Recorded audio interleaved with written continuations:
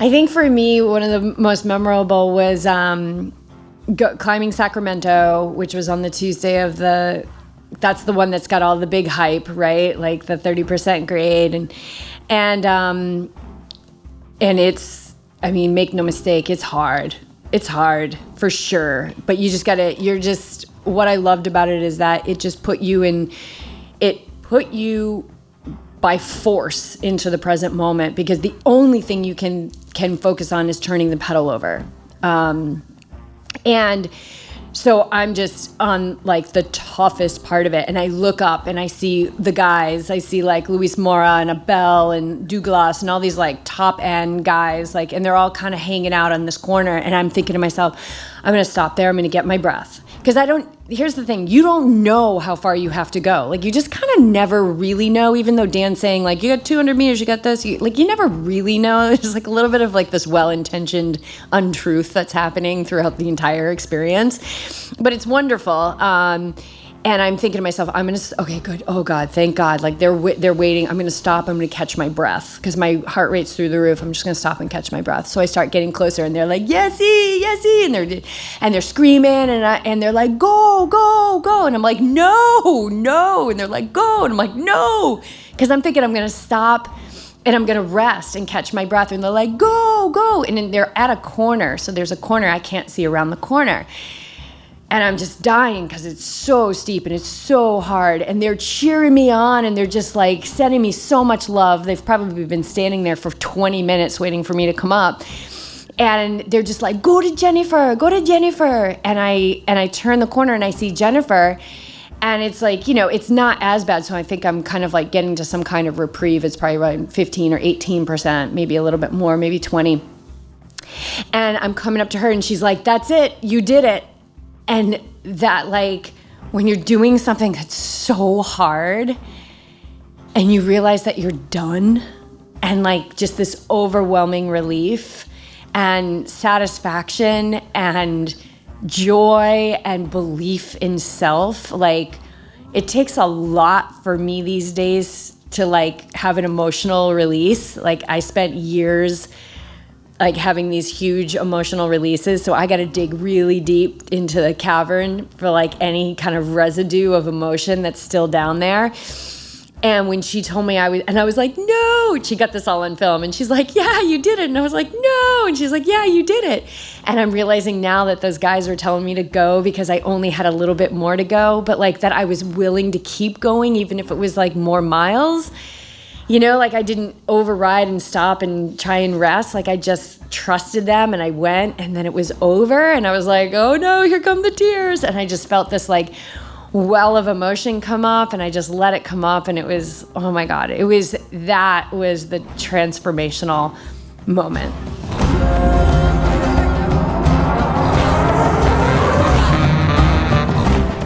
Welcome back to the Yogi Triathlete podcast. I am Jess. I'm here with my love, my business partner, my partner in all things in this life and other lifetimes. I feel deeply in my soul that is the truth.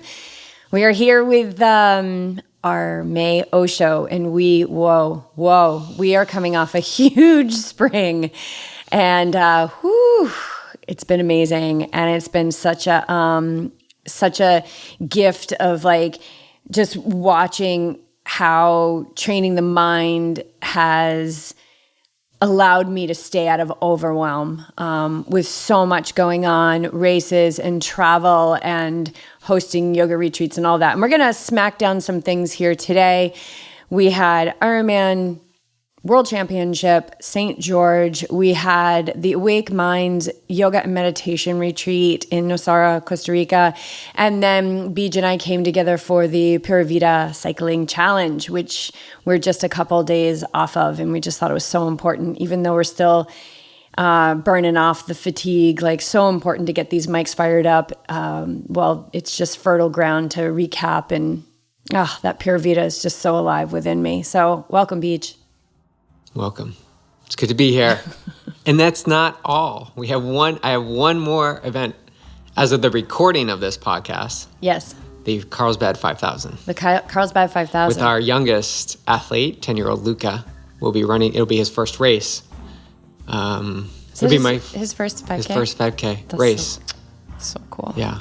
And it'll be my first Carlsbad 5,000, even though we've been here for almost 6 years. Yeah. So what is the Carlsbad 5,000? It's the fastest 5K in the States. Fastest. And it's huge, right? How many participants? Huge. Thousands? A couple thousand, I think. Yeah. But really pulls an elite field here. I think typically it's been earlier in the season, and it's coincided with Oceanside or us being in Mendocino. That's right. That's why we haven't done it. I think it was back to back. Oceanside would be on Saturday, and then the 5K would be on Sunday when we first got here. Yeah, so I think this is actually later in the season, and maybe that's a shift that they're going to continue to make. I don't know. But yeah, you got a fast 5K because Luca is not slow. Not slow. He is not slow, and he always wants to break his record. So Luca's mom, Wendy Garofalo, has been on the show twice now. She's an amazing woman. She started the company Evol, which is love spelled backwards, which basically was inspired through Luca, who is her son, who has autism. And for years, Wendy has told us, like, oh, he's going to be coming your way sometime because this kid is like such an athlete. So he's got like the pogo stick world record. He's got a pogo stick now that launches him like 10 feet in the air. They're just, Rob and Wendy are just amazing parents. And then his sister Avi, of course, is such a doll. But they've set up an environment for Luca to just thrive and to celebrate his gifts. And, you know, in the backyard now, between like broomsticks and yard furniture, he's got like a steeplechase course, and the whole backyard patio is all of his calculations. And it's just amazing. And so we've been asked to be Luca's guides for his running. And I would have to say more so BJ than me because I can't run his paces. He's so fast. Yeah, they're my challenging paces. So he does an 800 in, what does he do it in? 3:30. So when I do my 800 repeats out back, I'm running 3:15 to 3:30. And that's what he's running his 800s at. So just put that in perspective. I think his fastest mile is 6 minutes. So he's extremely talented as an athlete, and just the way that his mind works and captures, you know, everything about moving the body and gauging it based on time. And now that he's got to watch with heart rate, he's getting clued into heart rate. But we're going to share the course together on Sunday, tomorrow. Yeah. Well, Sunday, as this podcast is recording. If I had too much Costa Rican coffee. Cheers. Possibly. Cheers. I guess I'm just excited. Putting down some coffee if you're watching the video. Yeah, I'm really excited. Seeing that. Because it's Saturday morning. Usually we do these at night, but I think the last one we did was in the morning. We were drinking Costa Rica coffee, and now we're doing it in the morning, which is good. That's my better time than the afternoon. Oh, and then I know we're going to get into community, but Lewis, who we met down at the Pura Vida Challenge, will be here in Carlsbad running the 5K. I know. It's so cool. It's so amazing. Lewis Elliott, he's a pro triathlete, still racing pro. Pro triathlete. Yeah, he'll be in Oregon as well, which is so cool. Okay, so before we jump in, I've got one thing, which if you look at the list of things that I just sent you, what's the first thing on the list? You're going to be like, what is that all about? It's this thing that I just learned about. I got the list. Yeah, what's the first thing on the list? Lone Star Tick. Yeah, is that foreign to you? Lone Star Tick, yes, it is. So I just learned, like, literally a few moments before we started this podcast about this tick called the Lone Star Tick. And if you get bit by this tick, you have, Rip Esselstyn posted it. I thought it was a joke, and then I looked it up. You have a chance of creating a red meat allergy. How amazing is that? Allergic to red meat. Oh, yeah. Wow. Yeah, wow. So all those vegans out there, and especially those who are in it for the animals, which I don't know, I just think like when you go plant-based, you're like, yeah, this is good. Like, oh yeah, the food's good. And then you learn and then you realize like, oh my gosh, I never want to hurt anything ever again. For those of you who sit in that camp, like, let's celebrate this Lone Star tick. Of course, I don't want anyone to get anything else that is harmful, but a red meat allergy, it's kind of like a dairy allergy. It's like a gift, a total gift. So how crazy is that? I love how the universe works. So ticks are now in service of the animals. You settled down there, Clark? All right, that might be his Isn't that spot. wild? Yeah, that is wild. I was just thinking about the gift of that, but also the non-gift of people who have nut allergies because they can never have peanut butter. Oh. You know how much I love peanut butter. Yeah. So you can see it as gifts or... You better watch out. What? Don't be... Oh, yeah. It was good to step away from the nut butter when I was in Costa Rica so then I don't have an addiction because I was okay. Yeah, I wasn't even thinking about it, really. But yeah, that's interesting. The Lone Star tick. Lone Star tick. Okay. Well, we won't spend too much time on that, but if you get that red meat allergy, you may acquire some symptoms after eating any kind of meat. Like it even said like pork, chicken, things like that. So, but you know, it's all for you. It's all for a gift. And sometimes we need a little kick in the gut to move us forward into the next phase of our evolution. That sounds like St. George for me. Oh, cool. All right. Well, we're going to get to that. The other thing I want to say is season 3 of the Awake Athlete is out and available. So it had been previously available for the Awake Athlete community on Patreon, which if you've got some interest in that, we've got some space for you. We're just finishing up a 4 or 6 month program with Don Miguel Ruiz's The 4 Agreements. And so we might be going into the Gita. So any of you who are interested in studying the Bhagavad Gita, I'm going to bring it up to the group this Wednesday at our next meetup to see if anyone's interested in doing a dive into the Gita, which I think is the only pre-race book you need. It's the only book you need for this life. It's the everyman's battle with the mind and how to come through the other side of that. And it's really cool. And I think it tells the story of Arjuna, who's the greatest warrior of all times. And that's the athlete, right? Like we're warriors. We're out there being warriors. So, well, that's the Awake Athlete tier. Yeah. So you can also support the podcast by just becoming a Patreon member. Yes. For as little as $5, and you'll get the first look at things such as the season 3 of the Awake Athlete podcast. So after it launched to Awake Athlete, it launched to all patrons. And I typically do 11 episodes a season. And so every day for 11 days, I would drop a new episode. And looking forward to hearing how people are liking it. If you are liking it, and if you don't, please leave a review on anywhere you listen is perfect. And if you haven't listened to it, start with season 1, binge on season 1, binge on season 2, and then roll yourself into season 3. We're being interrupted by Clark. What's going on? We didn't take him out before the podcast. Did we screw ourselves? I think he's fine. It's just, he couldn't be any closer to the mic. Okay. Yeah. Okay. So anyway, check that out. I would love to hear what you think about that. And more so, not so much like what you think about it, is what are you putting into action? Because that's really what matters. Like your opinion, sure. But, in the grand scheme of things, your opinion, our opinion, mine included, doesn't really matter. What matters is what are we taking that resonates and what are we putting into action? Because that is what is going to equal that better world that YogiTriathlete is on a mission to assist in the creation of. And that better world starts within us. Okay. So speaking of warrior, do you want to jump into 70.3? 70.3. You want to jump into Ironman St. George World Championship? Sure. Okay. Let's do it. Well, first, I think who left first? You left first for the yoga retreat. Yeah. Maybe we should talk about that first. Well, let's just roll with this. Okay. Okay. All right. Because we left on the same day. FYI. That's right. I was. That's right. Okay. So let's just keep rolling here.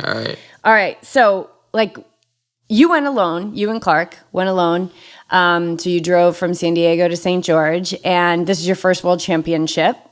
When you signed up for this race, it wasn't a world championship, but it became a world championship, which you never really fought some people were upset about it, but I know you weren't that upset about it. So my question is, having so many Ironman under your belt, as far as participating, but also supporting at, what was the vibe of this? Was the vibe a little bit elevated? Was it different? How did it feel? I think it was elevated. I felt everybody was, in appreciation and gratitude for being there, that there was a world championship being held, and that no matter how they actually got there, it was still an Ironman, and it just so happened to be a world championship. So I didn't hear much grumblings about there were 400 first-timers at a world championship, first-time Ironman, I think Mike Riley said, or that it was going to be brutally hot and the water was brutally cold, and there were so many waves. I just don't, wave starts at the swim start. So I didn't really feel any of the negativity or the lack. Although, when I went to the booth to register on that, I think it was the first day I got there, Wednesday, because I ended up getting there a little bit early. It was really quiet, really quiet. And I think the sentiment of being a world championship was that it would be buzzing. The energy would be picked up, and that people would be shopping and chatting and a lot more activity. But I never saw that. However, I've never been to Kona, so I don't know what the World Championship is like. I've only seen what I've viewed on TV and what I've heard from other athletes. So I think just an appreciation that we had a World Championship in St. George, in a gorgeous location, in a very, very challenging course. Yeah. World Championship course? For sure. Yeah. For sure. Great. That's how I like it. Just like the 70.3 in St. George with the climb up Snow Canyon, yeah. But that run, that's to me brutally, go up long hills and then bomb down a really, really steep hill back into town. That to me that's awesome. Epic. Yeah. So what was your goal for the race and how did it go? So my goal for this race, knowing that it shifted to a world championship and that I wasn't really going to qualify for anything. It's kind of like the first experience I had last September at 70.3 Worlds. You just go and race to race. There's nothing, I shouldn't say there's nothing at the end, but there's no opportunity to qualify for something more. It's simply a race that you participate in. And so that's how I took it.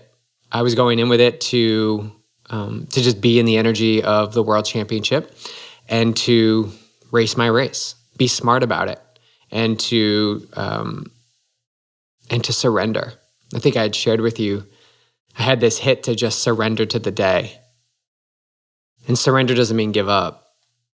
It means to allow all things to be that guide for you, whether you expect it or not. So it's lowering resistance and increasing allowing. And I felt that really strongly when we did the training swim on Thursday. I just felt so at peace in the water. It was cooler that day. It definitely warmed up on race day, but it was cooler that day, and I just allowed myself to swim whatever pace, feel whatever feelings I had, and to really just, stop and look around. And I did that after I made the second turn on the buoy, the second right turn buoy in the practice swim. I just looked around at this place. It was just so gorgeous. And I pulled off to the side as people were swimming by. And I saw, the red rocks, the calm water in the distance, swimmers going by. I just really felt that energy. So I knew that was the direction I wanted to take on race day, just to surrender to the day. So that was the goal? That was the goal. The only goal? Oh, the other goal was to run. I love this. I'm glad you pointed this out. Of course you do. Of course. I was like, he's not talking about the goal. I want to run the second loop. I want to run this. My only goal is to run the second loop of the run, and specifically the last 10K, the strongest I have all day. I want to be the strongest, fastest, smartest, fittest athlete at that moment. You're going to show him how it's done. Yep. Okay. Last 10K. All right. So goal number 1, surrender to the day. Goal number 2, show them how it's done on the second loop of the run. All right. So how did goal number 1 go? 100% spot on. Okay. How did goal number 2 go? Absolutely atrocious. It was the opposite of, I think I was the weakest, slowest, and most challenging moments of the day were in the last 10K. Okay. So I'm curious about this because you were so fit going into this race. Like you said to me, I don't know how much more fit I can get. And I saw you last week at the cycling challenge, and I saw you in Mendocino 2 weeks before, like super, super fit. So everything on paper would have said that goal number 2 would have been achieved, and everybody would still be buzzing about it. So what happened? What do you think happened? Nutrition. Nutrition. I wouldn't say nutrition. I would say electrolyte imbalance. Yeah. Fueling was fine. Leading into it, I was spot on. No gastrointestinal issues until the final bit of the run. And I really firmly believe it was a lack of the body being able to find homeostasis. I as much salt as I took in, I probably could have tripled it. Yeah, I think your history says hot days, your body will fall apart without, and I think I've seen that more than I've seen the opposite, that salt. And I saw your finish line video. You were like dusted in white snow. Oh, the sweat marks. The sweat you rings. just had salt all over you. And I'm sure everybody did too. But yeah, that seemed to make sense. Yeah, that's the only thing. I tempered the day. Like the swim, I went after because it's the first part of the day. I'm fit and strong. I don't think I burned any matches there. And then the bike, I definitely didn't burn any matches. I really kept it like a long Saturday ride. And it showed in my time. It was over 6 hours. But that was what was required on the day. I was fueling. I wasn't taking my time, but I was sitting back, but I wasn't pushing it because I knew I had to get to that run.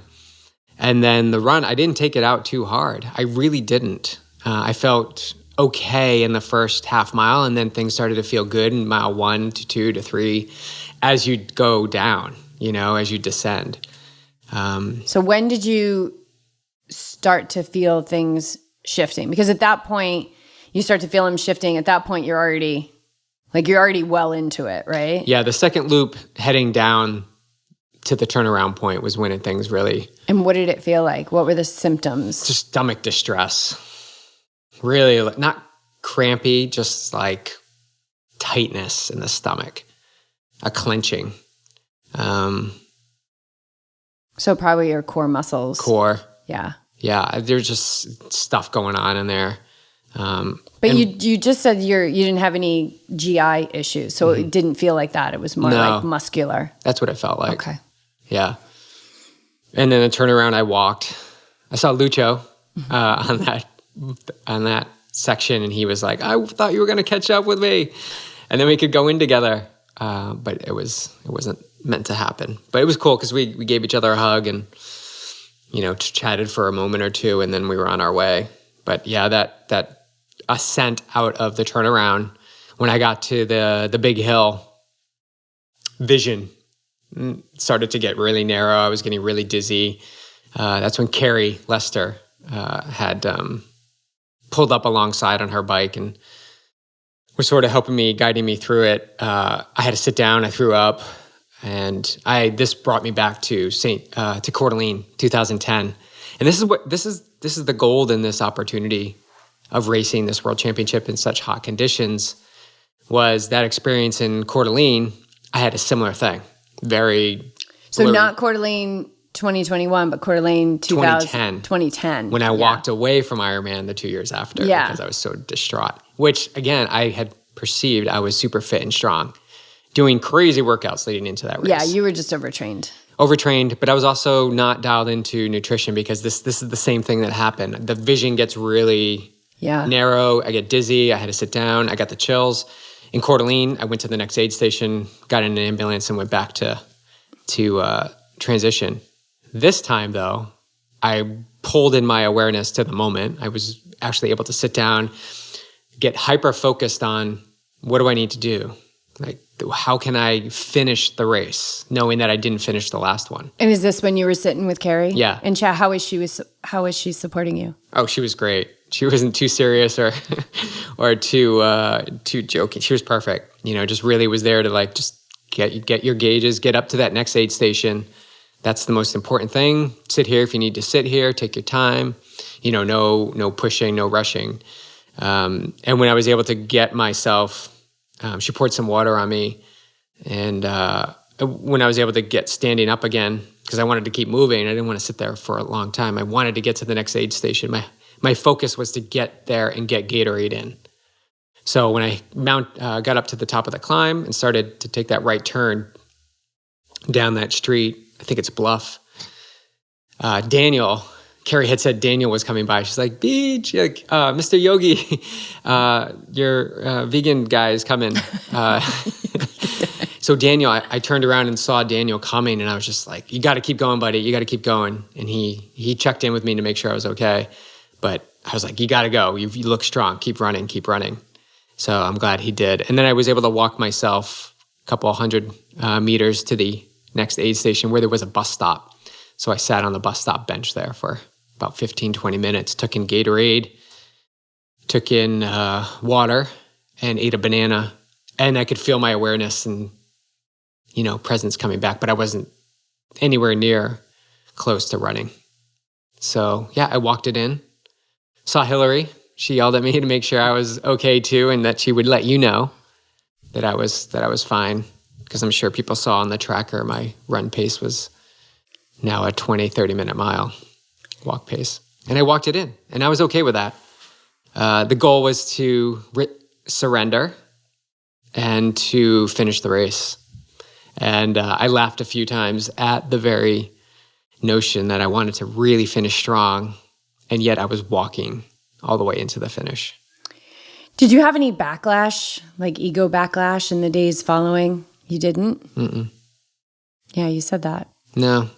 It was the exact experience I needed. I know we talk about this a lot. It was the exact perfect contrast I needed to refocus and shift myself back into the things that I can control, that maybe I have backed off on a little bit as I've been racing, because I've had a lot of success lately in racing. So we always have these reminders. So this was a perfect reminder that in hot conditions, I need to really, really boost up my sodium intake and to really take that seriously, because that's what derailed my run. There's no reason I should be running over 5 hours. You know, that run for me should have been around 4, typically. So as a coach, okay, so at this point, I'm in Nosara, Costa Rica, and there's several triathletes and a couple of your athletes that are on this retreat with me, and everybody's tracking you. And I don't have my phone because I basically locked it in the safe and didn't really have my phone all week. And so Tracy, I looked at hers and I was like, how's he doing? I think this was before, I want to say this was like before our practice, or it might have been like before dinner or something. Yeah, I think it was like before dinner. And she was like, he's at, 19. And I was like, okay, all right. Yep. Everything's still looking good at this point. Then we all have dinner, and then it's like, we're going up for our evening practice. Now it's like close to like 7:45. And I go by the table and they've all got the tracker out, and I'm like, how's he doing now? And you're at like 21.8, and everyone's like, well, it must be the tracker. And I'm like, it's either the tracker or he is absolutely falling apart. And so it wasn't until much later, and you and I talked that night, it wasn't until much later did I see that you did a 5:12 marathon, which, my first reaction as your wife and, someone who just wants you to meet your goals and all of that was like, oh, okay, all right, whew, let that go. There it is. And then the other one was like, well, welcome to my world, dude. Like, how does it feel to do a 5:12 marathon, right? And so as a coach of, people who are super schooled at Ironman, but also people who are doing their first Ironman, knowing that this can happen at any point along somebody's journey. Like, how do you feel as a coach that this is, has this elevated you to a higher level of understanding or your ability to guide someone into an Ironman, to help them look at all the fine details of temperature and all of that? Like, how do you feel like that marathon time specifically, how that is going to help you as a coach, be a better coach? Yeah, I think the things that you mentioned, I think they're should be in your awareness, and you should do your due diligence and be tapped into the conditions and the course and all that. But I really took away that the race is never over. Like, it's never over. It's never over. Like, when you believe things have been derailed and have, spiraled out of control in the opposite direction of what you want to do, it's never over. That you can use your skills of power, of presence, that you can reassess the situation and reset constantly in a long run like that. 5 hours, you have plenty of opportunity to stop, to breathe, to get nutrition in, to sit, to throw up if you need to, and really detach from that expectation that you had. So as a coach, I pull away from that. Again, the strength of letting the outcome not drive you, but letting the steps in the moment that you're in be your North Star to get you to the end. When whatever that end looks like, 12 hours, 15 hours, 17 hours, whatever that looks like. Because if I would constantly be focusing on, I want to run that 10K the fastest, that's the only focus I have, then my mind isn't in the moment trying to see like what I needed to do to get me to keep going forward, which was to stop, to throw up, to get some electrolytes in, and to take my time and detach from everything else that said, I'm fit, strong, I've trained for this, I should be running, a 4-hour marathon. So I think a lot of it's detachment. I think a lot of it's utilizing your mindset skills. It's never over. And I think the contrast of what happened in Coeur d'Alene in 2010 to what happened in St. George in 2022 are completely similar, but the outcome is completely different. Oh, yeah, the way you handled it, but also the way you went into it. Like, you went into Coeur d'Alene 2010 super overtrained. You were exhausted, and that was reflected in your swim time. Remember, you did like a 120 something, which was so out of your realm of what your normal swim would be, and everything was just, you were just dragging. But the imbalance of electrolytes and all of that was essentially what ended up taking you off course, which is kind of what took you that five whatever marathon in St. George. But I don't think by any means you were overtrained going into this. I think I was perfectly super trained. Fit. Yeah, you were super fit. And we saw that when we were in Costa Rica, how fit you were.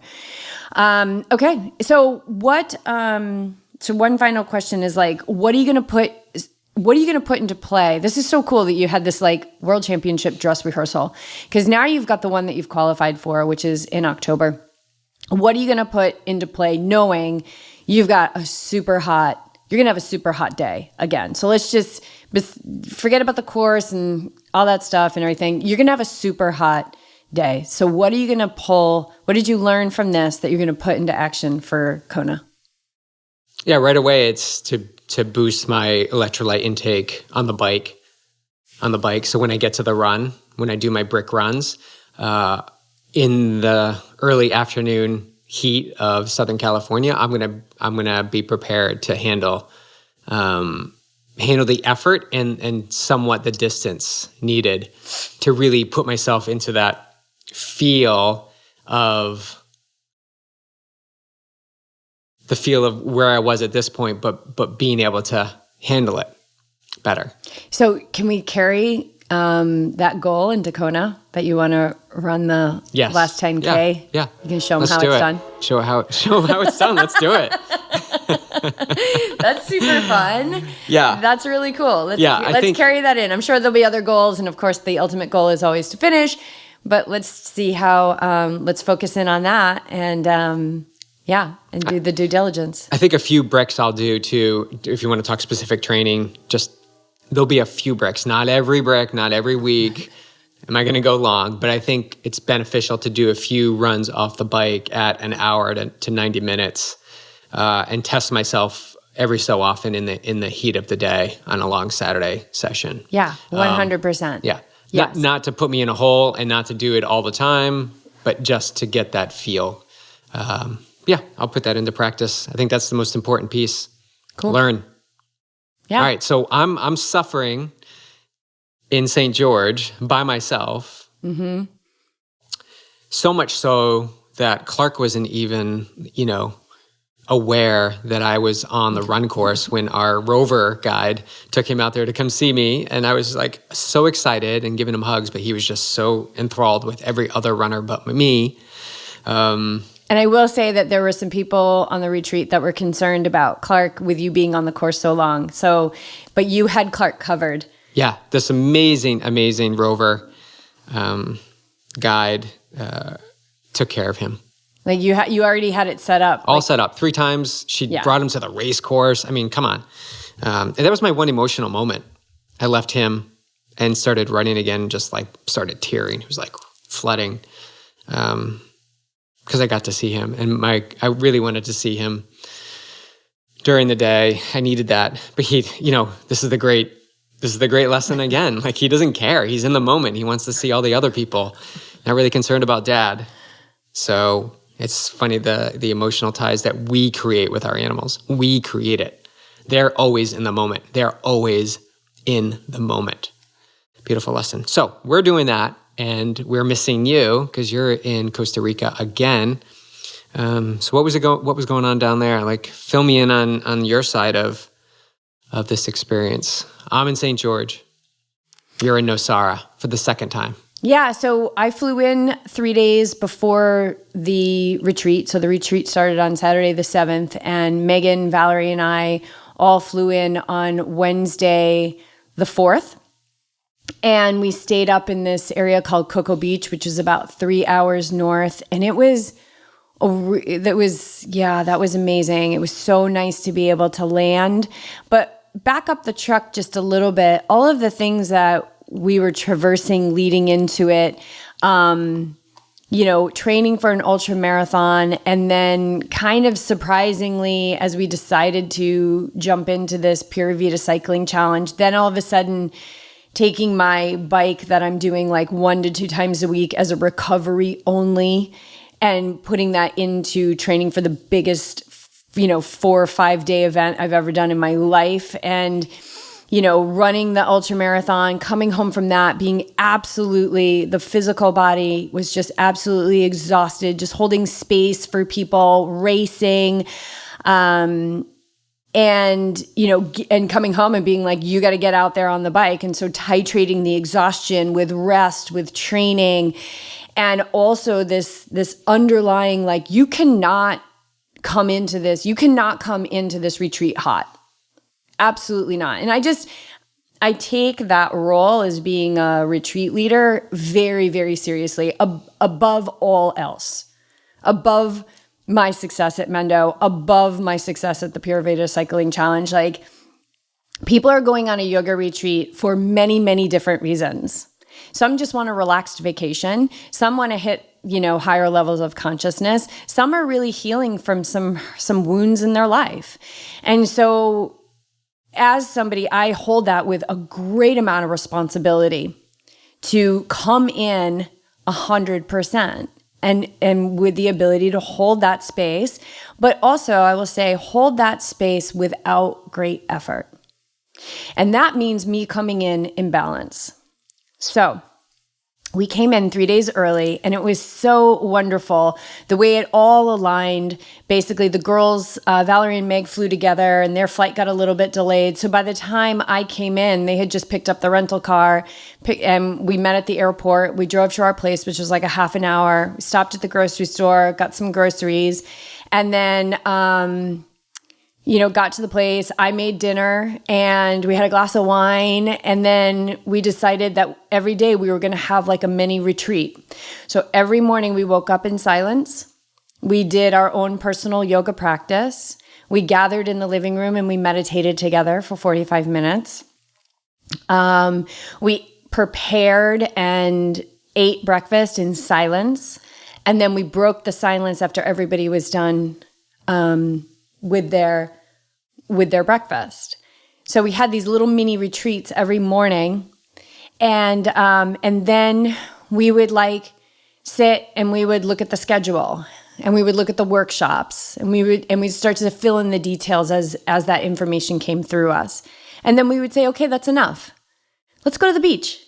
So we get our suits on and we'd walk to the beach and we'd just lay on the beach. And then as information would come through about the retreat or different things that we wanted to integrate, we would talk about that. And then we'd say, okay, that's enough. Let's go walk on the beach. Or Meg like went for a run. Val and I, we went into the water and went swimming. And we did that for Thursday and Friday. And, I made dinner at night. One night we went out to dinner.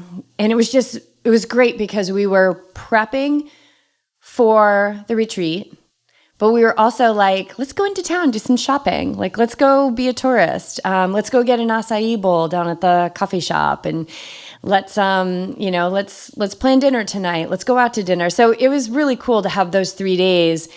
It was just perfectly balanced. And then Saturday we had a shuttle scheduled to pick us up at the airport at 10 a.m., which is so awesome because Costa Rican time, by the time we got in the shuttle, it was like 12:30. And they're so Costa Ricans they're so polite and they're so like 15 more minutes, 10 more minutes, 2 more minutes. The van's pulling up right now and all of that. But they're as I have coined this phrase on throughout the cycling challenge was like, there's so much well-intentioned lying going on. Because like the shuttle was like 2.5 hours, according to, United States, late. But according to Costa Rica, it's right on time. And so we all piled in and we were able to travel with people who were on the retreat. And there was also another retreat that was going on while we were there. And we had a couple of people in our shuttle who were going on that retreat. So the shuttle was going directly to Blue Spirit, which is, depending on the driver you have, is either a 2 to 3 hour drive. And this driver was a 3-hour driver. But I've had close to 2 hours getting there with, again, depending on the driver that you have. But we stop on the side of the road and we get fresh coconut water, and it's a beautiful ride. So you go through all these little towns and very, very flat. And then you see the mountains in the background, and then you just start going up and you're like in the mountains. It's really beautiful. And then the last 12 miles into Blue Spirit is an unpaved, ridiculous potholed road that takes so long to get down. And then all of a sudden you see the gates to Blue Spirit and it opens and you're like, whoa. And I think it's like a 300-acre retreat center, the property itself. All of the power lines, everything is underground. So you just basically, like, the gates open and you're just in this paradise of, biodiversity and abundant life and, vibrancy to a degree, again, that I have never experienced. Blue Spirit itself is, so high level. Even in our experience, in Alajuela for the bicycling challenge, Blue Spirit itself is it's a paradise. It is heaven on earth. The monkeys, everything. So we had 19 people who came on the retreat. So there's 22 of us together. And we spent the week in meditation, in yoga, in deep self-work, in hysterical laughter, open water swimming. Some people were running on the beach, napping, all that good stuff. It was a very, very deep, beautiful, peaceful experience, and people were doing a lot of work there too. Well, what did a typical day look like for someone? So a typical day looks like 6:30 a.m. yoga. So toes on the mat. 6:30 a.m. we do morning vinyasa. So that's typically a more rigorous vinyasa class followed by meditation. And we cycle through, the three of us cycle through the teachings. So let's say the first morning, Meg taught the vinyasa, I did the meditation, right? And then we go to breakfast and we do it in silence. So every morning there's an option for silence. Not everybody takes a liking to that, or they don't do it, and that's fine. Everything is optional. But there is a group, there was a group of us again this year that went into silence, and it's so golden. Silence is not absence. Silence is presence. And so when you're present, you just open to all things. And so your experience in silence, especially when you're eating beautiful high vibrational food, just elevates the whole experience to a new level. So we want everyone in silence from the time that they arrive to yoga. But, with 19 people are like, oh, where should I put my mat? They're like, wow, it's supposed to be in silence. Oh, sorry. And so we do our best.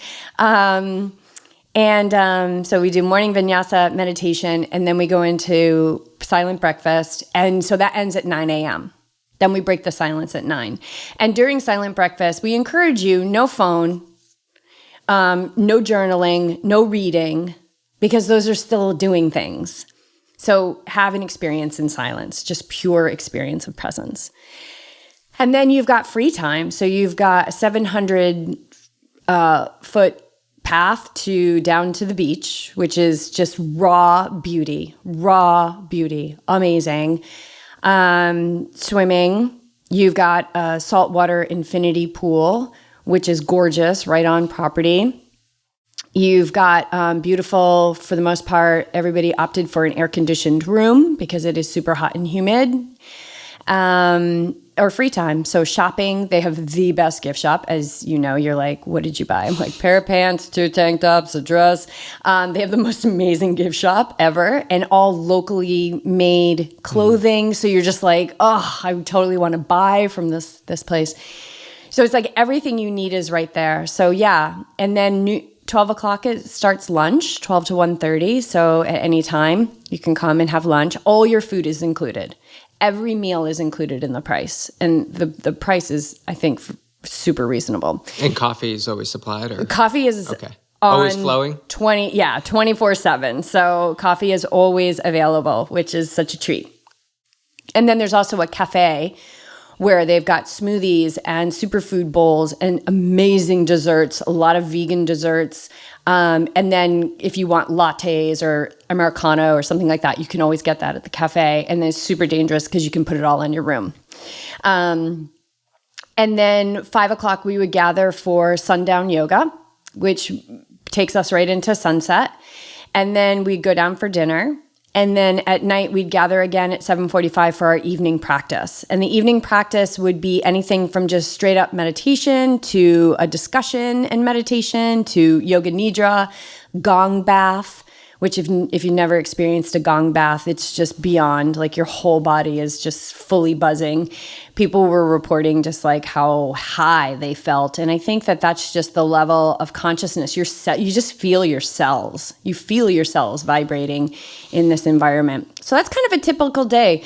Morning yoga and meditation starting at 6:30, silent breakfast, free time, lunch, free time, yoga at 5, evening practice at 7:45, dinner at 6 p.m. I think that things are going to shift a little bit next year. I'm going to make some recommendations that a couple of nights we actually don't gather at 7:45, that we extend our 5 p.m. practice so that people have more free time at night to go to bed early. With a bigger group, we're realizing that things take a little bit longer, and we want to give people just more pockets of space.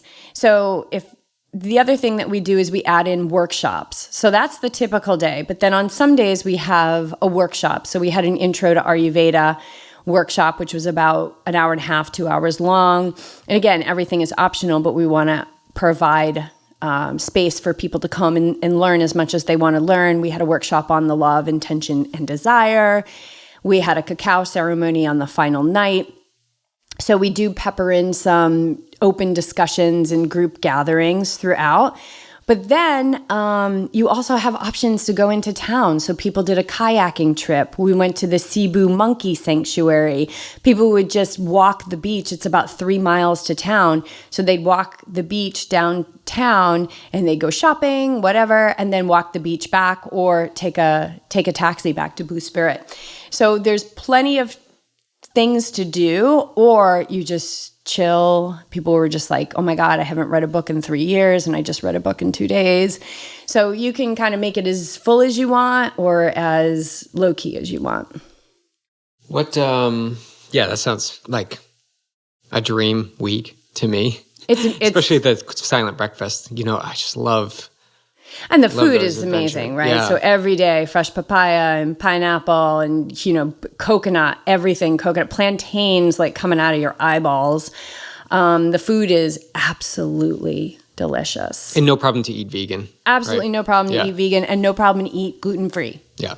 If you're a gluten-free person. And they do offer fish sometimes and eggs sometimes. So if that's something that you enjoy in your diet, those things are available too. But to eat vegan is super easy.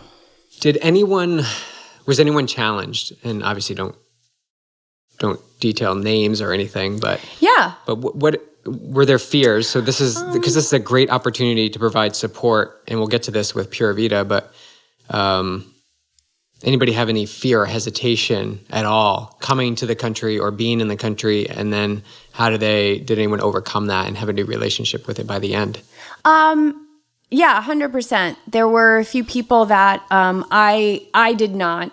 I wasn't involved in this, but a few people who Meg was supporting in, just not getting overwhelmed with what they needed to do to get down there. So you needed a test. You needed a negative test to get onto the property. They're pretty tight down there. They've lifted the vaccination mandate, but Costa Rica itself, you don't need anything to get into the country. But Blue Spirit was requiring a negative test, and just navigating things like that. The mind, overcomplicating things, and lack of presence, right? And so Meg did a great job, and I think Valerie did a lot too. Just helping people just navigate, it's just right here, right now. It's all going to be okay. There were a couple of people who were coming in who actually were sick, in the weeks leading up. And so just offering that support to them that, just be here right now, focus on what you want, not on what you don't want.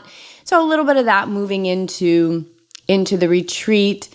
And then there were some things in real time. So on the Sunday, they always do an orientation, and it's great. Blue Spirit does this orientation. They have a whole longevity center. So you can go in there, you can get your inner age, you can get ozone therapy treatments. There's so much you can do. They have a whole detox program, which so far nobody's really taken advantage of because the food is so amazing.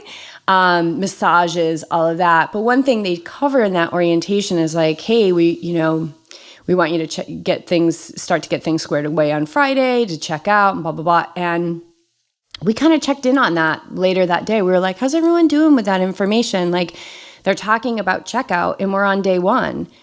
And so we just want to check in, see how everyone's doing. And there was a handful of people who were like, yeah, that really stressed me out. So we just work with those things in the moment.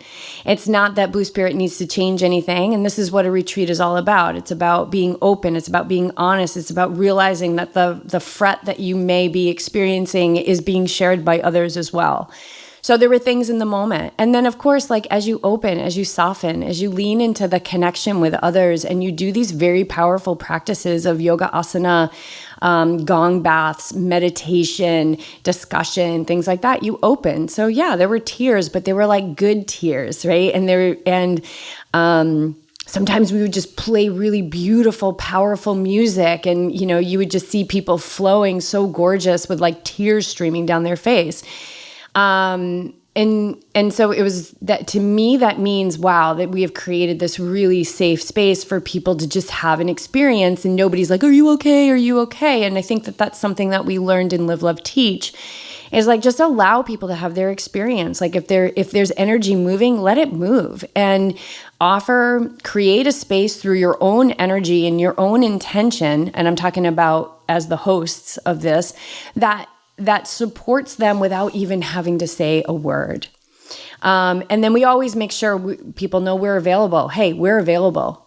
So people would just, grab your ear at the pool or walk on the beach or whatever it was. And there was a lot of one-on-one discussions and a lot of one-on-one work throughout the week. So we're available all the time. And it was really cool that people were taking advantage of that. Yeah, I think the support community is a thread that's in all these things that we experienced in the past month or so. Really important to have that. And I think it adds that extreme comfort level to get them over the hump. Who's this for? Who would benefit from coming to a retreat? Your yoga retreat? Man, like I said, I felt like some people just needed a relaxing vacation. And some people really were desiring deep, deep meditative work. So it's for everyone. We had as young as, 20-somethings, athletes, triathletes who were running, and there was group open water swims every day, which was so cool. And the swimming was just amazing. One of our guests, was out there by herself because it was just a better time for her. And she told this story about how she was out there swimming and she kind of started to get in with there's a lot of rocks, but you kind of figure out how to get around them and stuff. And all of a sudden there was all these fish. And if she's listening to this, I hope I'm telling the story correctly. But this was when she told me this is what I got from it. And it was kind of like, okay, whoa, all these fish, okay, what else is out here, And she just, kind of popped up, took her goggles off, took some breaths, you're fine. You're fine. And she's out there. And this ocean's pretty legit. It just happened to be. On the last day, it was as calm as could be. But in the other open water swims, it was super choppy. But it was super fun. I loved it. And so she kind of got herself calm, right? Because she's capable, put the goggles back down, started swimming. And all of a sudden, she said this 3 feet across, this sea turtle went right underneath her. And it was my expression of this story is, had she fallen into that fear, had she panicked, had she turned around and swam as fast as she could back, had she not given herself the opportunity to use the tools that she had to calm, she would have missed this just once in a lifetime experience. And she was out there all by herself. It was so amazing. So that was super cool. Who's it for? It's for everyone. So that was kind of the younger end of things. We're in 20s. And then we had a couple gentlemen who were probably in their 60s. And everything in between. So it's for athletes, it's for people who are, just getting into yoga. It's for people who don't even practice yoga, but are super curious about an immersion, because there were some people who really liked yin yoga, and every morning we have a vigorous vinyasa. So they would come, and they would kind of do their own thing and lay on the mat and breathe, because they realized that yoga is not the pose, but the pose is the vehicle for the yoga. So it didn't really matter what they were doing. And then they would join in for the balance and the yin portion of the class. And then sometimes there was one gentleman, sometimes he just came for the yin portion. It's totally cool. Everything is optional. We encourage you to take advantage of all of it, but we'll meet you exactly where you're at. So it's for everyone. It really is for everyone. It doesn't matter if you can do chaturanga. So one's always teaching, except for we did a couple classes where the 3 of us taught, which is super fun. Because the 3 of us together represent this perfect balance, because I am fire and Meg is earth and Valerie is air. So we actually represent the 3 doshas in Ayurvedic medicine. So when we co-teach, it's pretty cool. But typically one person is teaching and the other 2 teachers are up front practicing, and one of the teachers is typically always doing the modification. So the practice that does not include any chaturangas. So it's pretty cool how we do that, and that just kind of naturally falls into play. Cool. Yeah. So what's next? When's Maui. the next one? Maui. Oh, Maui. That's right. September 28th, Maui. Come join us. It's a 5-night retreat at Lumeria Educational Center. It's beautiful. We've got a sacred site visit on the schedule. We'll be doing some workshops. One of the workshops that just kind of was born in the moment down there was a 90-minute workshop, which was so cool. And I don't really, Valerie and I were talking like about the word workshop, but that's just the word I'm using right now. But we did like a meditation, like a 25-minute meditation. Then we did like a 15-minute walking meditation, and then like another like 30-minute meditation. It was this really deep experience. It was very cool. So we'll be doing that. That also includes your breakfast every day, and then some lunches and some dinners, and all of that stuff is all mapped out because we're 3 miles from Paella. And so we wanted to give people the opportunity to go into town. A lot of times, like, you're just not hungry at night. You know, you can take your lunch back to your room and have a little bit later on. So yeah, that we have space available, and we would love for you to come and join us. And if there's anything that I learned from us jumping into the cycling challenge is like, to live now it just rewards you so greatly. So if it's something that you're interested in doing, just live now, put your deposit down, do it. Like, you're always going to have a reason not to. You're always going to have 25 reasons not to. So you can either live by those reasons not to do something, or you can listen to that part of you that says, wow, that would be really cool. Like me in Maui for 5 nights on a retreat. What? That's so like nothing I would ever allow myself to do in the past. Do it. Join us. I promise you, you will never be the same again in the best way possible. And if you're headed to Kona for the World Championships, it's the week before Kona. So yoga retreat on Maui, fly over to Kona, participate or spectate the World Championships. And to me, that's just awesome. It's totally awesome. Epic. And you're going to have 50 reasons not to do that. Right. But do it. Yeah, do it. Do it. Keep things in circulation. You know, like we have this ethic of like save. So you got to save, you got to and if you look at the Yoga Sutras, it's like when we're hoarding money like that, we're asking someone to come in and steal our money, because we got to keep, one of the laws of this, the metaphysical laws, is the law of circulation. We got to like give, we got to receive. And this includes money. It includes money. Money is one of the biggest things that humans are here to be free of, meaning be free of through their mind. There's nothing wrong with having a ton of money. There's nothing wrong with letting go of a ton of money. There's nothing wrong with giving when your bank account says you shouldn't give. There's nothing wrong with receiving when your bank account says you shouldn't receive. So it's the law of circulation. If not, we get stagnation.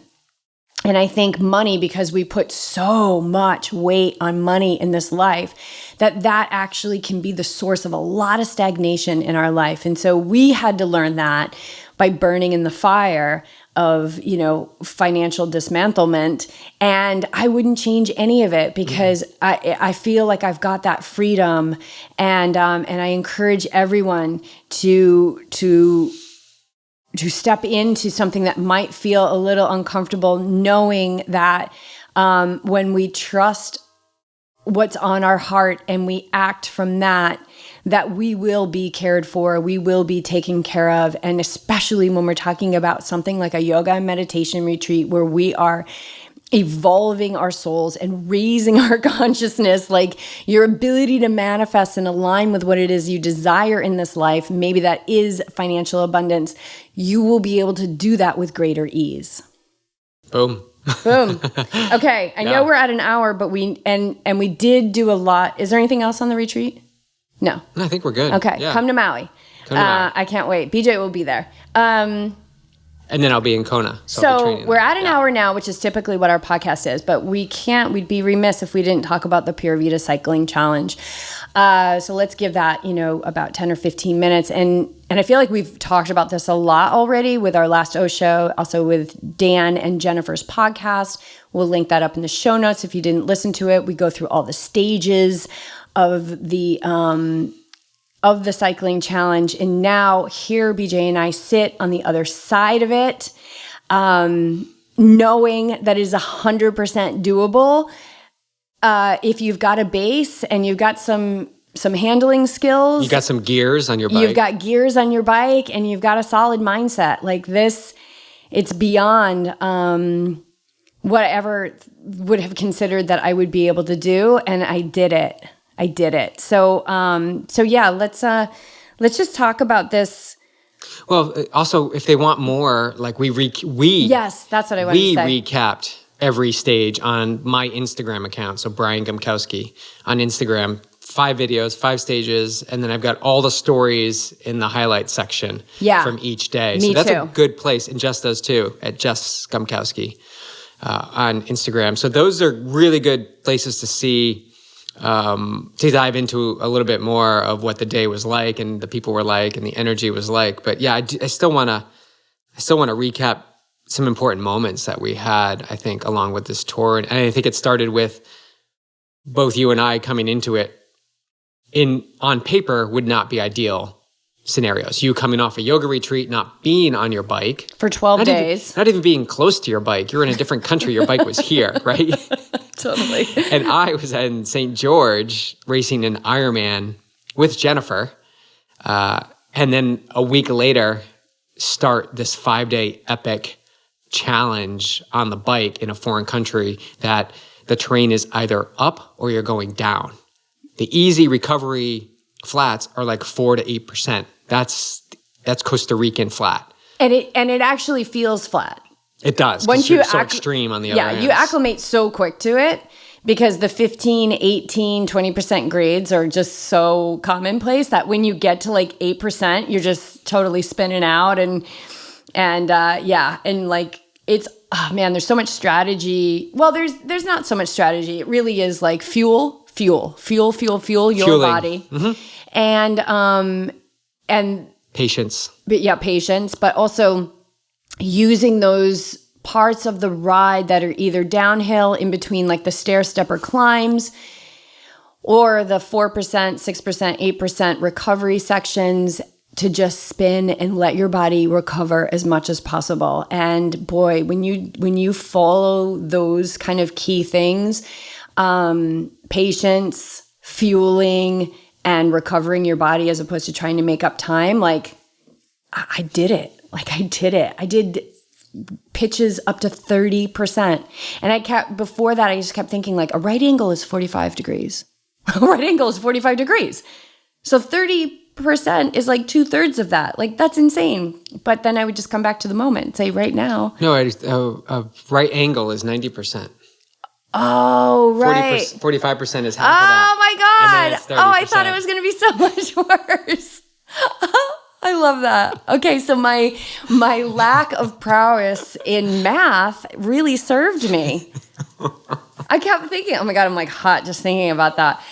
I totally kept thinking that 45 degrees was a right angle, but yeah, you're right, it's not. Okay, yeah. Whoa. I don't think you can bike up 90 degrees. No, I know. But then half of 90 degrees is 45. Yeah. And then, it's so much more doable than I thought. We're at 1/3 of 90%. But I will say that 30% is no joke. No joke. We ride here.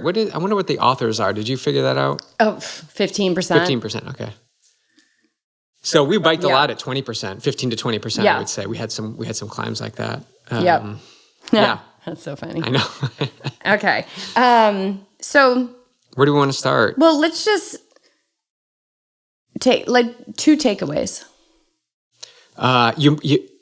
You touched upon it, but you got to say yes to these opportunities. At first, in my personal experience, when we were presented with this opportunity, logistics and timeline didn't add up on paper. It didn't make sense.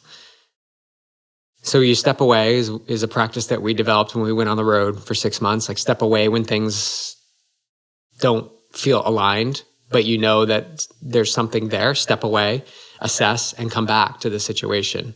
So interrupt the process, just like that girl did in the ocean. Yep. Came up and then went back down. Interrupt the pattern. Yeah, she came up, she got herself calm, she went back down and saw the most amazing thing in the world. And that's it. And it doesn't take that long because it was less than a day that I was like, are we in? You're like, we're in. Let's do it. Yeah, so that timeline was super short. It was short. VJ of years ago would be like would probably be weeks or months in that span to make a decision. Yeah. But I knew I've practiced yes so many times that yes, that we need to do this. We must do this. There's something down there waiting for, I'll speak for myself. There's something down there on the other side of this that is waiting for me. So the challenge of just like 50K race and then an Ironman and then jumping into a 5-day cycling challenge on a road bike, which I haven't ridden in years. I don't have a road bike, so I'm riding on someone else's bike and in a foreign country and with people I have no idea. And I'm all by myself the first day and leaving Clark here and all these things that could be potential outs. I knew yes was the answer. And so that's one thing I took away from this is that let's get back to the yes. Let's get back to the yes. All the things are not going to add up. They're never going to make sense. Yeah, it's going to be like we're already putting out so much money with the races and the travel. And okay, now here's another cha-ching. And just say yes. Just say yes. There's something there waiting. Something there waiting. Oh my gosh. And what was waiting was so special. It's more than I could have ever. It was a life-changing. Yeah. That might be overused. I don't use it that much, but it was life-changing for me. Yeah. I feel like I've gone through a lot of life transformative experiences. This was life transformative. Absolutely. Like I had a rebirth. I am not the same person that I was a week ago. By not even close. A week ago, I was flying from Nosara to San Jose. You were on the first day of riding. First day, because I came one day late.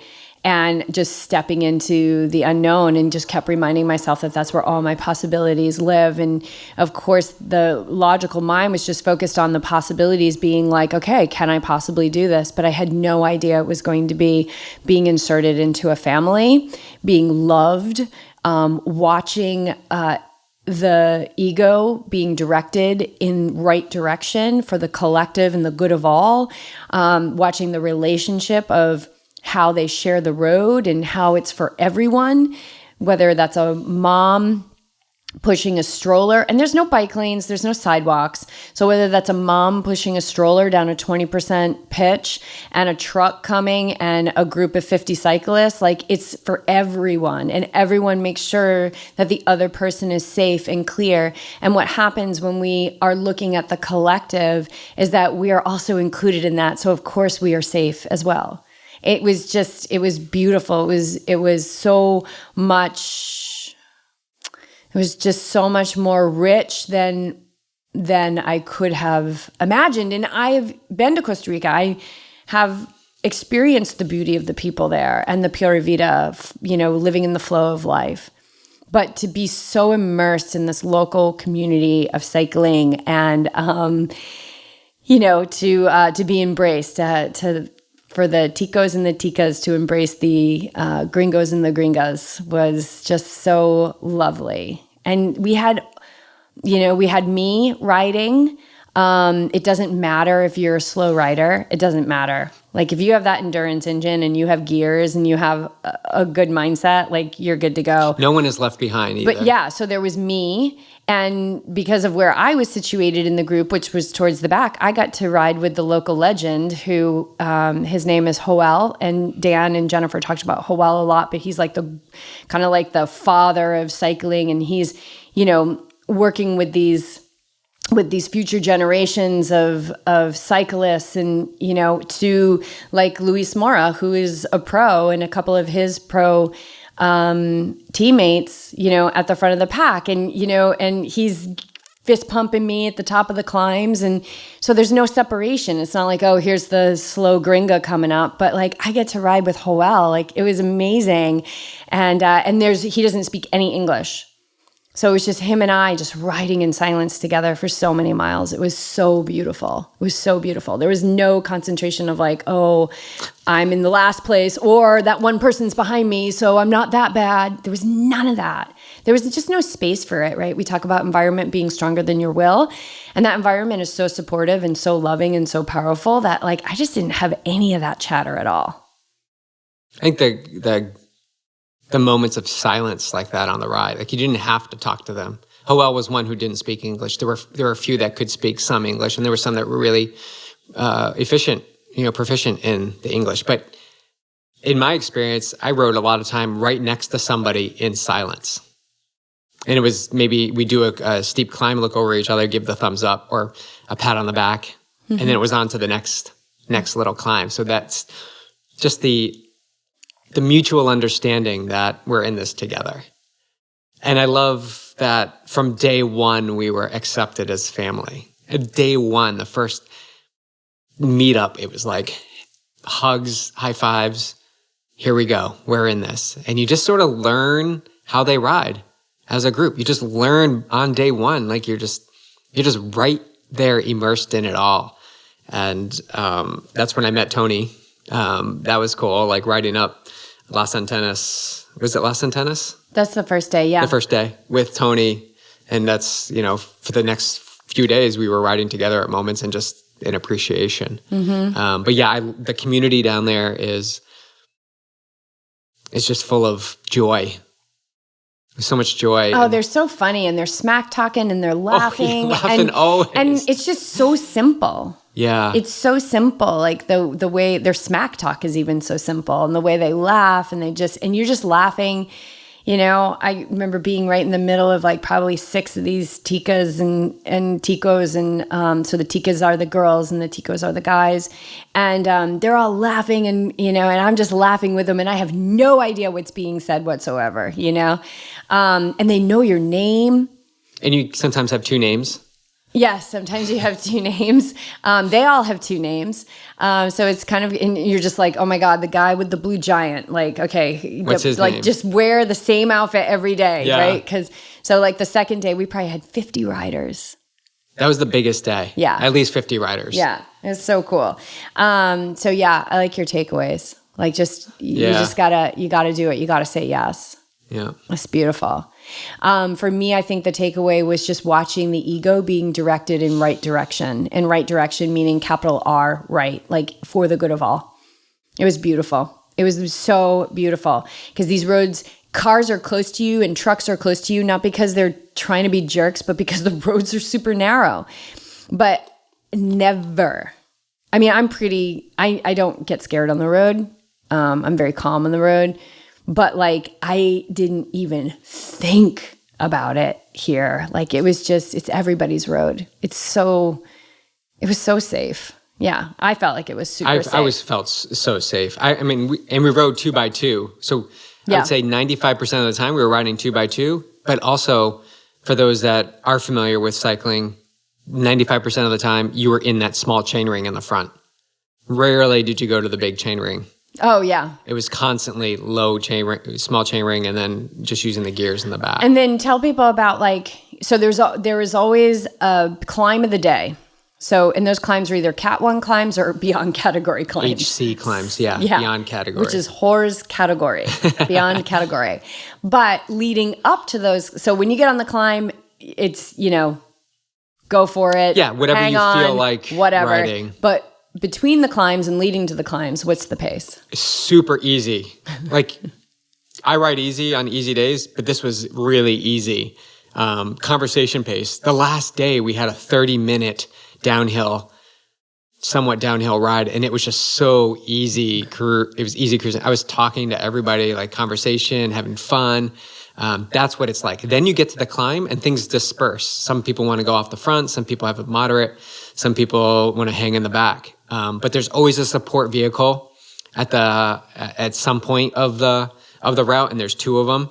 And then there's always the Ticos, a few of them who will just, peel off and make sure you're okay. We'll stay behind. We'll go up to an intersection and hold cars off. Or if you don't know the route, we'll make sure that you get on the right route. Don't take the turn.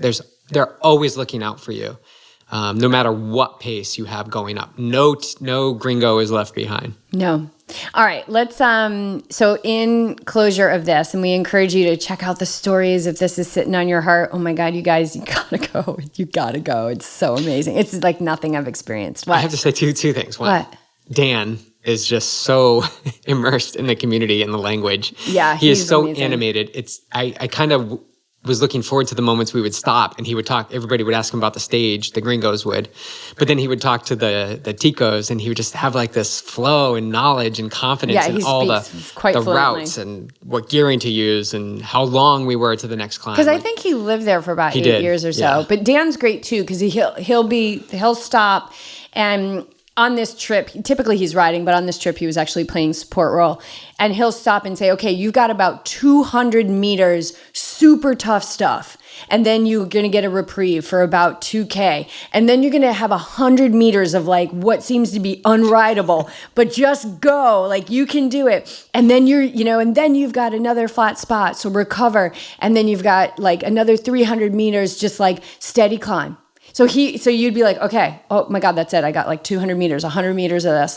So that was really cool too. And the second thing was the water cooler talk. I just loved capturing that. So look at my story when you get to these stops and then all the ticos were like congregating around the water cooler in the back of the pickup, and they were like laughing, and you have no idea what they're talking about, but you're just like, oh my God, they're so passionate and appreciative of this moment and being together. Yeah, and the food, it was just like, bananas galore and chips and Coca-Cola. Dan had vegan cookies for us, and Lenny and Larry's. Yeah. Yeah. So my bag of gels that I put in my pocket went from like 4 gels to like non-existent by the end of the ride. I just wasn't even packing anything because everything was available for you. And then, so one thing that we discovered down there was this stuff called the right stuff, which is super high sodium, like drink additive. And for me, doing, what was it, day 3 or was it day? It was day 3. Day 3, which was the Sacramento climb where that's the one where the pitches get to about 30%, which is not really close to being a right angle, by the way. So I put a whole packet of right stuff, which was, what did you say, like 1,700? Somewhere around there, yeah. Almost 1,800 milligrams of sodium. So I did a full packet of right stuff and then 2 scoops of Goo Roctane. So that was my jet fuel, and it was perfect. And also you dump all extra weight before going up this climb, which was super fun. It was like getting all hyped up. So like everything was out of my pockets. I had 1 bottle, like bike bag gone, drop as much weight as possible. So you want to get up that climb, you want to be as light as possible. So I discovered jet fuel, and so I think you're probably going to start using that. And it's a leading perfect into combo, Kona. for sure. Yeah, I think I found and it's so delicious. And it's so funny that's like what you needed an answer for salt intake, and then you find this stuff. So cool. So it's everything's just always chill out. You're going to get the answer, right? It will be provided for you. So, okay, let's wrap this piece up, but I just want to talk about one memorable moment. I have 2. They're short. Go. One was the climb. What was the climb? La Vuelta al Mundo. The El Aguacate. Climb, which is a longer climb. It's very, very similar to the one I do here on Palomar, but with some steep stuff. The second half of this one down there in Costa Rica is like the second half of Palomar. But it was really, really hot, and it came at mile 55-ish. Yeah, the big climb of the day comes at mile 60 of the day. The total ride was 90 miles and 10,000 feet of climbing. And this was the biggest climb. And I just remember being so hot and very humid and thick. Like the air was thick because of that humidity. And Tony had brought me potatoes that day. I remember he brought me potatoes, and I got to this point of the climb where I just wanted a potato and I couldn't get it out. So I stopped, took the Ziploc bag of potatoes. I had 1 potato left, pulled it out, and it slipped out of my fingers and rolled down into the gutter there. This very vibrantly green, lush gutter. And I had to get off my bike and walk down there and get it because I really wanted it. And that moment to me was it was just so hot. But I knew I could finish the climb. So I just got back, had my potato, and got back to the grind. And that to me was a really pivotal moment. That was day 2. And it just it was the turning point for me, coming in here with fatigue and a big lead into this with Ironman and the 50K. It was kind of like the turning point of like, yeah, I can do this. And then the second one was the last day with El Cacao, being able to let it rip. We had ridden the climb already 2 times. This was the 3rd time. And I was with Abel, who is a super funny dude. He's so awesome. So awesome. He's like very nice to meet you. Yeah, drinking. He's 24, drinking beer at 9:00 in the morning, wondering why I'm not drinking beer. So sweet. And then mixing his rum and Cokes in his water bottles. He's awesome. But that El Cacao climb, it's less than a mile, but it's got some steep. And then I just sent it. I just went. He was with me. You were back with Joel. And everybody else was ahead, but it was something I could go after. And so I just started hammering. I knew he was right next to me, right on my wheel.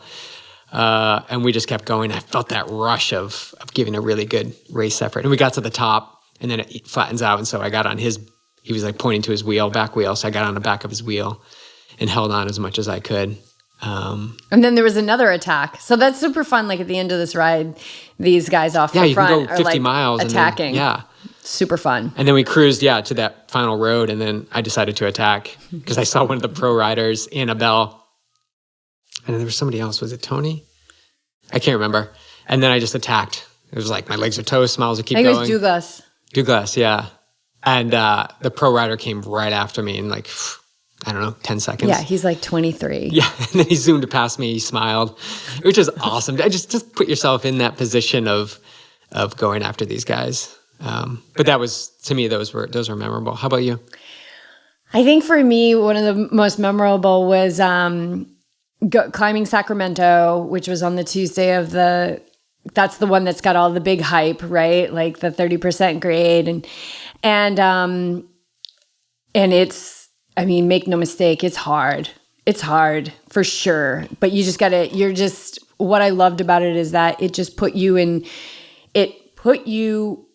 by force into the present moment, because the only thing you can focus on is turning the pedal over.